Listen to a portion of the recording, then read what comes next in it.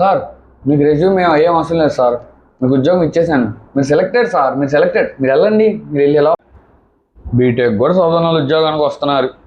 మా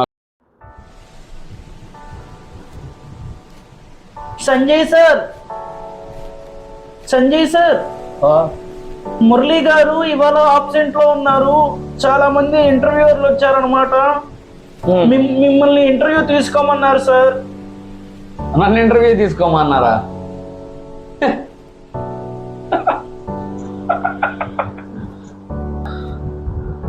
ఇంటర్వ్యూ అంట, నాకేం రాదు. నన్ను ఎట్లా సెలెక్ట్ చేశారని తెలియదు. మళ్ళీ నేను ఇంటర్వ్యూ. సర్లే, రమ్మని మేనేజ్ చేద్దాం.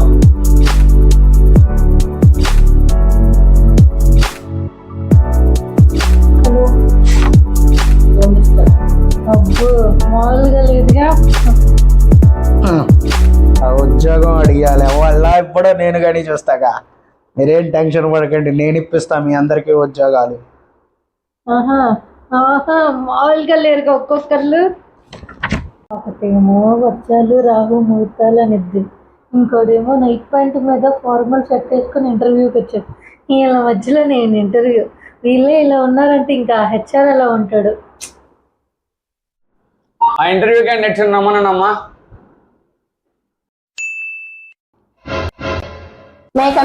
Get in. దుర్ముహూర్తం వచ్చేసింది, ఇప్పుడు ఎలా? సరే ఏమో రమ్మని దాకా వచ్చి మళ్ళీ లోపలికి రావు. సార్.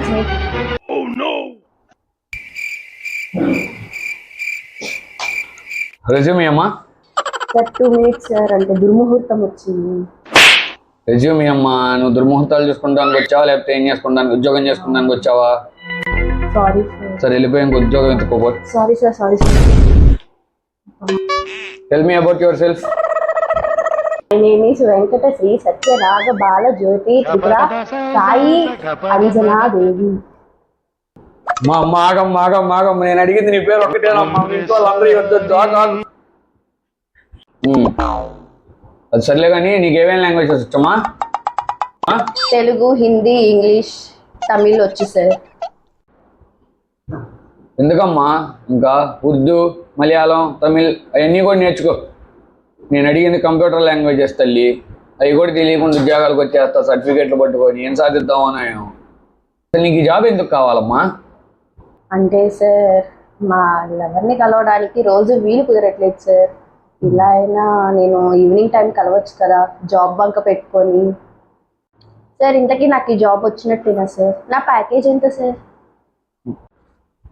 నీకు ఇంకా ఉద్యోగమే కన్ఫర్మ్ చేయలేదు, అప్పుడే శాలరీ అంటున్నావు. ఎందుకు సార్? దుర్ముహూర్తం అమ్మా, దుర్ముహూర్తం అమ్మా, దుర్ముహూర్తంలో మా కంపెనీలో జాబులు ఇవ్వం. ఓకేనా? నెక్స్ట్. హలో, రెజ్యూమ్ అమ్మా. Hello sir. హలో అమ్మా. ఆ డ్రెస్సింగ్ సెన్స్ ఏంటమ్మా? సార్ అందరూ లాగా కాకుండా డిఫరెంట్గా ఉందామని ఇలా వేసుకొచ్చా సార్. ఓహో,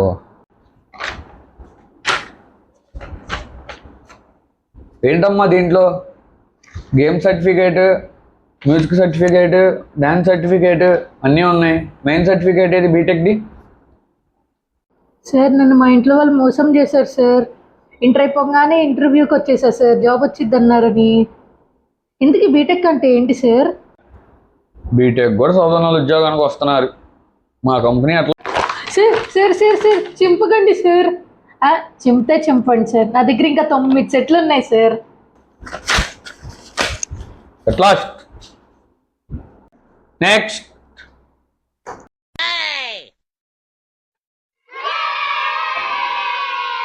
మల్లేష్ ఏంది వాడు దొరికాడా? మన గోడంలో వేసాయి, సాయంత్రం వచ్చి చూసుకున్నాడు సంగతి ఏందో. నేను చిన్న ఇంటర్వ్యూకి వచ్చాను, అయిపోయిన తర్వాత వస్తా. ఇంటర్వ్యూకి వచ్చి ఫోన్ మాట్లాడుకుంటాడు.